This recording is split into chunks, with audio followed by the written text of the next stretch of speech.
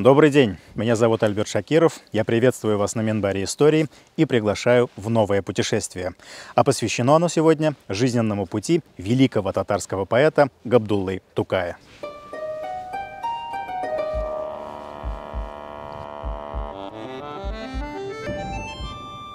Габдулла Тукай – татарский народный поэт и писатель, основоположник современного татарского литературного языка и национальной татарской литературы. Несмотря на свою непродолжительную жизнь, оказал большое влияние на многих тюркоязычных писателей России и Советского Союза. Тукай родился в 1886 году в селе Кушлауч.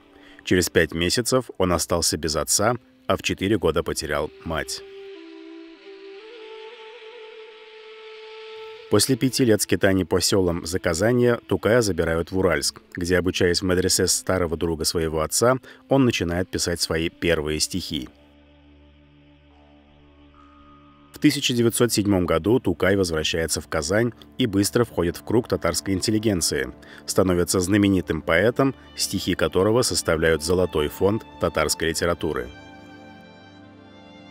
Собственно, а какое отношение имеет к нашей передаче поэт? Ведь даже в его краткой биографии вы не услышали, что он был имамом какой-то большой соборной мечети или же мударисом знаменитого медресе. А дело в том, что в становлении этой исторической личности, которую знает весь тюркский мир и которым гордится вся татарская нация, огромную роль сыграли очаги образования Заказанского края, заказанские медресе и их выпускники. Биография Тукая удивительным образом связывает личности наиболее влиятельных, знаменитых, прогрессивных татар конца XIX – начала XX века. Но начать свой рассказ мы хотим с отца поэта, обычного муллы, обычного сельского прихода, который получил образование в одном из знаменитейших медресе своего времени. Это медресе 1774 года постройки в селе Кашкар современного Арского района Республики Татарстан. Я хотел бы обратить внимание на дату 1774 год. В этом году было построено обновленное здание мечети и медресе. Но это не означает, что до этого в селе ничего вообще не существовало. Уже в источниках XVIII века упоминается, что Кашкар знаменит своей мечетью и медресе. 1974 год можно взять за основу или как начало развития Кашкарского медресе как одного из самых знаменитых учебных заведений Российской империи. В этот период казанские купцы Усмановы вкладывают огромные средства на развитие Кашкарского медресе.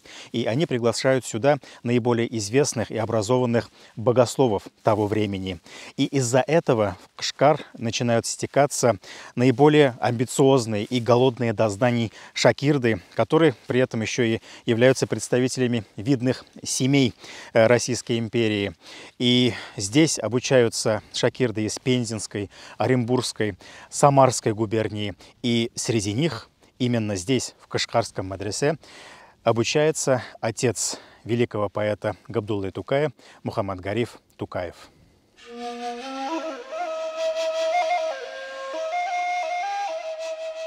Знаменитые мечети и медресе села Кашкар сегодня олицетворяет только каменное здание мечети, памятник культовой архитектуры в стиле барокко с элементами восточной архитектуры и татарского декоративного искусства в интерьере. Однако достоверно известно, что здание медресе стояло отдельно, по соседству с мечетью, вытянувшись вдоль дороги. Более того, данная мечеть была построена позднее медресе, специально для многочисленных шакирдов. Источники говорят, что мечеть и медресе составляли единый архитектурный ансамбль. Медресе таш булмаган, медресе агачтан булган, аның столовой ишигенә таштан кирпичтән булган. Инде башка әйберләр бөтенсе агачтан. Бусы инде үзебезнең менә шушы мәчетне шул ук байлар, Баязид бин Госман нәселеннән булган байлар Кашкарый дигән, алар менә шушы үзебезнең җирле кирпич сугып, иңгелек завод сагалар, елгага барып, менә шушы күп 300 метр җирдә генә шунда извис яндыралар. Шушыннан үзебезнең урындагы материал белән шушы мәчетне төзергә булып, мәчетне төзиләр. Шушы нигә. Алар инде Урта Азиядә Безнең Татарстанда да, Урта Азиядә дә, Россиянең күп җирләрендә сабын заводлар тоткан байлар булалар, Кышкар байлары. Бик зур байлар, алар теге байлык белән генә түгел, аларның әгәр дә тарихны яхшырак, тирәнрәк керсәң, аларның мәгърифәтчелеккә шул кадәр игътибар иткәннәрен, хәтта монда алар шундый кешеләрне җыйганнар укыту өчен, шу мәдәрисләрне, ниләрне, остазларны. Алар Каһирәдә укыган, Асгар мәчетендә укыган, менә бу бит инде иң зур ниләрнең берсе бит инде мәдрәсәләрнең анда укыган.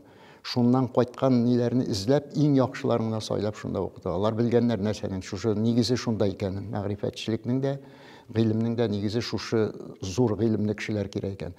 И шуның белән дәрәҗәсе дә күтәрелгән. Тем менее удивительно строительство для шакирдов такой богатой и нарядной мечети с подклетями на первом и традиционными залами со сводами на втором этаже. Жители села очень гордились и мечетью, и медресе. На базарах приезжих из Кышкара можно было узнать по интеллигентной речи, которая пестрила арабскими и персидскими словами. Алар монда укыганнар теге бик теге 1-2 генә ел түгел бит. 7-8 ел укыганнар, килгәннәр Урта Азиядән, килгәннәр Пенза якларыннан, Казакстан якларыннан, монда татарлар да, казаклар да булган, башка төрле хәтта Бохара якларында бит инде Үзбәкстан үзендә булса да, аннан да килгәннәр укырга. Ул хәдәр теге ни өчен шулай хәдәр дигән сорауга җавап битереп булмый. Әмма ләкин килүләре хак, тарихта шулай язылган. Алар килгәннәр, бергә менә шушы мәдрәсәдә аларның менә хәзерге заманда общежитие дип әйтәбез, шундый тора торган урыннары булган. Якын авыллардан инде, якын авыллардан шул теге якшәмбе көнне дип әйтәбез бит инде, шимбә көннәрне авылларына ат белән алып китеп, байрак кешеләр инде, хәлле кешеләр байларын алып кайтып, тагын китереп куеп җиргәннәр. Инде кайберләре ераграк булганнары монда Этнә базарында, башка базарларга килгәндә биреп җибәрә торган булганнар күчнәчләрен. Шушы малайларына укыган малайларны, алар шунда торганнар, бергә яшәгәннәр, бергә шушындан иткәннәр, авыл халкы белән дә тату яшәгәннәр, авыл халкы белән дә тиндин булмаган. Авыл халкы ниндидер бер төрле хөрмәт белән караган. Алар хөрмәт белән караган, авыл халкыннан монда авылдан үзе мәдрәсәдә укучы бик аз гына булган. Ни өчен дигәндә теге авыл инде авыл аның ярлылык, фәкыйрлек, мәшәкать, җир, анда бердән, икенчедән муллалар булай да җитәрлек, яхшы укымышлы. Булар бит бик зур дәрәҗә бирә торган, югары белем бирә торган. Без аның дәрәҗәгә җитә алмабыз дигән, мулла булып эшли алмабыз, безгә ул кәсеп итә торган әйбер булмас дип булгандыр бәлкем. Моннан бөтен авылына Кышкарда ишек шулкан. Поселить в своем доме шакирда считалось благородным и престижным поступком. Селяне старались в хорошем смысле этого слова угождать шакирдам. Медресе, которая так сильно влияла на жизнь целого села, повлияла и на маленького сироту Тукая. Его воспитывали как сына образованного муллы, выпускника Кышкарского медресе.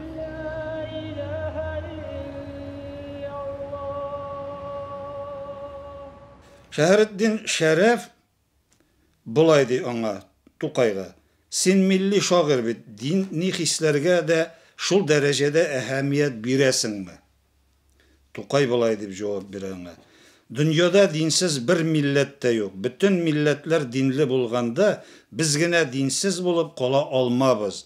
Халкымызда миллиятләре сакланган мөддәттә диннәре дә сакланачагына ышанам. Миллиятләрен яхшы саклый алуларында гына азрак шөбһәм бар. Мин һәр вакыт дин берлә миллиятның һәр икәүсенә тигез әһәмият бирү тарафындамын. Монда инде комментарийлар, шәрехләүләр артык.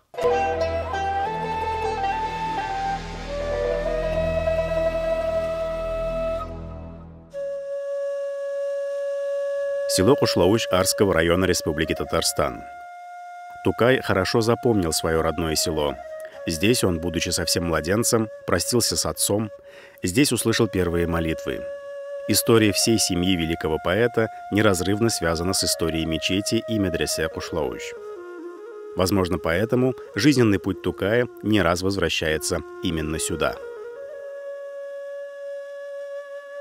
Мөхәммәд Гариф укуын 8 ел эчендә тәмамлап, 22 яшендә Указлы мулла исемен алып, 1864 елда Кушлавыш авылының мәчетенә икенче мулла булып билгеләнә.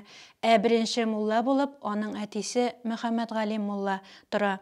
Мөхәммәд Галим мулланың ул вакытта инде сәламәтлеге начарая, аның күзләре начар күрә һәм ул үзенең урынын яраткан улы Мөхәммәд Гарифка бирергә тели. Шул тиз генә укып бетергәнлеге инде шулда этәргеч булгандыр.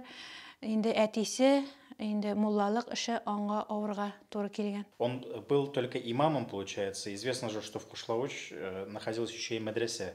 К нему, к медресе, Мухаммад Гариф имел какое-то отношение?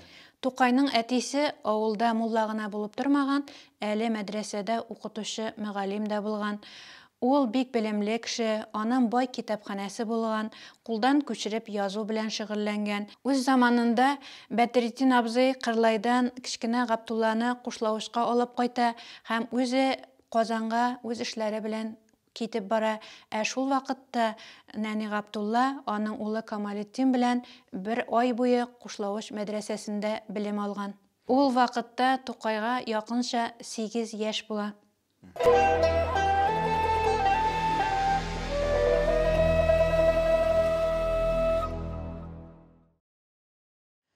Обратите внимание, какая атмосфера царила вокруг маленького Тукая.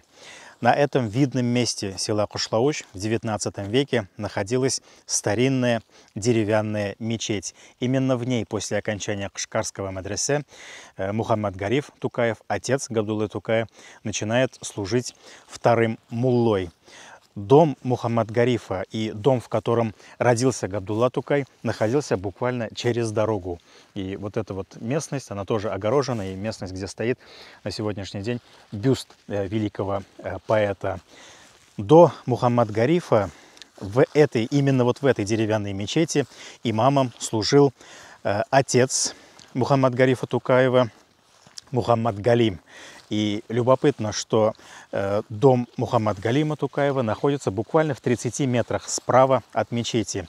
Ориентиром для определения этого дома является вон та высокая ель. Именно она видна на всех архивных фотографиях, и именно по ней ориентируются местные жители. А если уйти дальше вниз к речке, там находится Мулла Чишмәсе, родник Муллы. Интересно, что когда имамом мечети в селе Кушлавыч служил Мухаммад Галим Тукаев, соответственно, дедушка Габдуллы Тукая по отцовской линии, муадзином в этой же мечети служил дедушка Тукая по материнской линии Зиннатулла.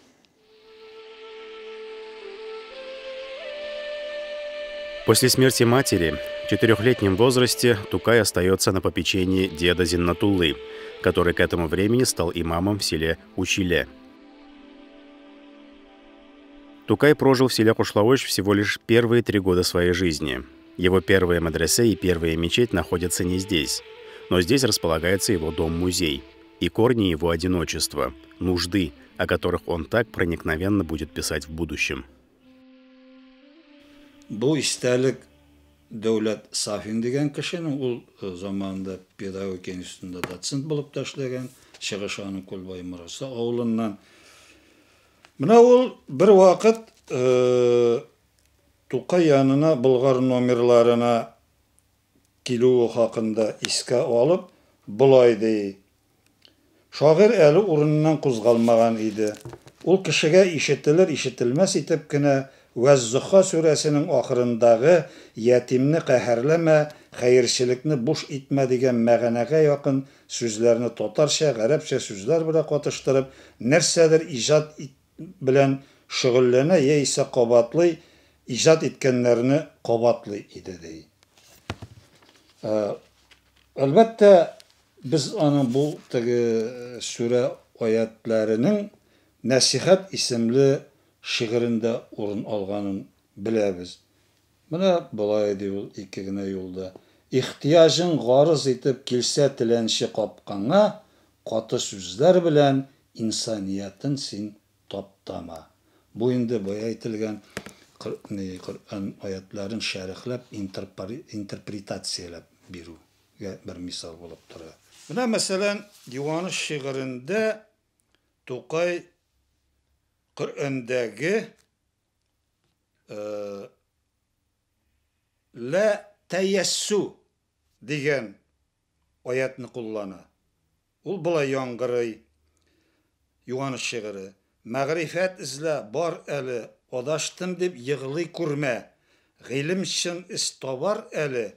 La teyessu emrini tut. Unut nevmizlikni unut. Kur'an'da ol bulay yazılgayındı. Bizning tilge eylendirgende. İyi bendelerim günah kılıp o'zingizga zarar etken bulsağız, Allah'ın rahmetinden ümitinizni üzmegiz.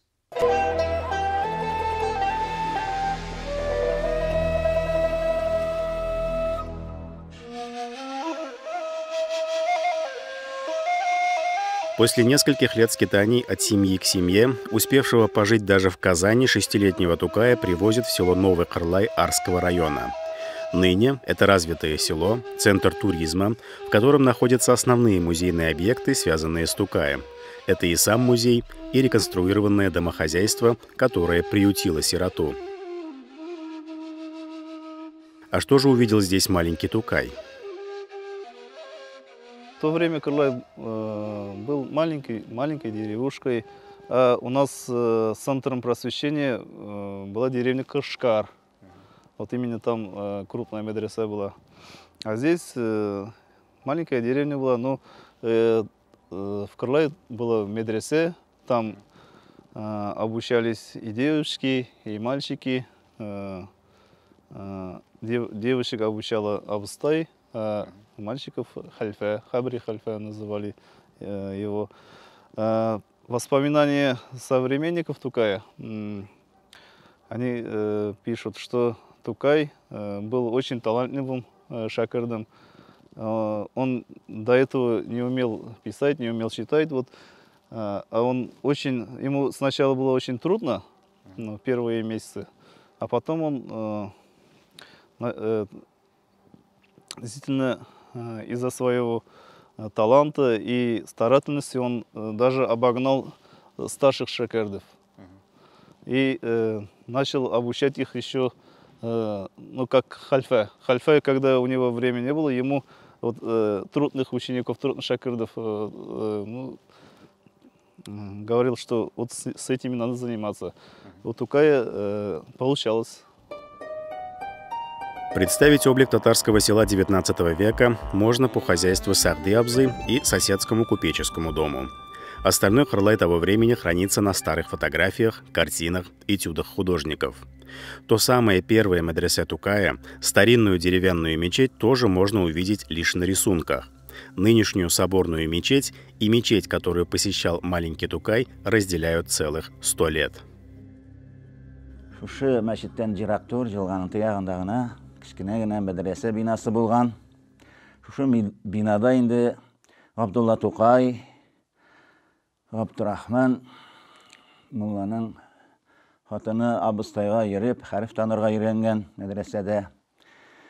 Инде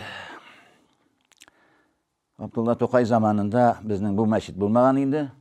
Абдулла Тукай 1913 елда вафат була. Бу мәчет 13 елда ачыла генә әле. Әтнәнең байы Ишмуратов Абдурахман дигән байның әнисе була, шулай ук бай инде. Шушы безнең авылның кызына өйләнә. Өйләнгәннән соң инде ул ният кыла, менә шушы безнең авылга шушы мәчетне төзәтергә дип. 1911 елда ул йөри башлый, иң беренче рөхсәт кирәк була мәчетне салдырырга. Казан губернаторыннан рөхсәтне ала, аннан соң инде Уфага нәзарәткә барып, дини нәзарәткә барып, аннан инде менә шушы мәчетнең проектларын, тоже рөхсәтләрен алып кайта һәм 12 елда төзей башлыйлар. 13 елда инде төзелеп бетеп бу мәчет ачыла. Кырлай открывает Тукаю дивный мир образования, чтения и письма. И пусть медресе здесь было не таким именитым, как в Кышкаре, оно сделало главное – положило зерно просвещения в душу талантливого мальчика, который впоследствии напишет: «Есть аул вблизи Казани, по названию Кырлай. Даже куры в том Кырлае петь имеют. Дивный край. Хоть я родом не оттуда, но любовь к нему хранил. На земле его работал, сеял, жал и боронил. Он слывет большим аулом? Нет, напротив, невелик, а река народа гордость, просто маленький родник. Сейчас мы находимся в одной из частей большого музейного комплекса, посвященного Габдулле Тукаю. Эта часть иллюстрирует жизнь зажиточного крестьянина начала 20 века. Именно в подобном хозяйстве, а можно сказать и в этом хозяйстве, в семье у Сарды Обзы проживал Габдулла Тукай. Это был 1892-94 годы. На тот момент маленький Тукай – круглый сирота.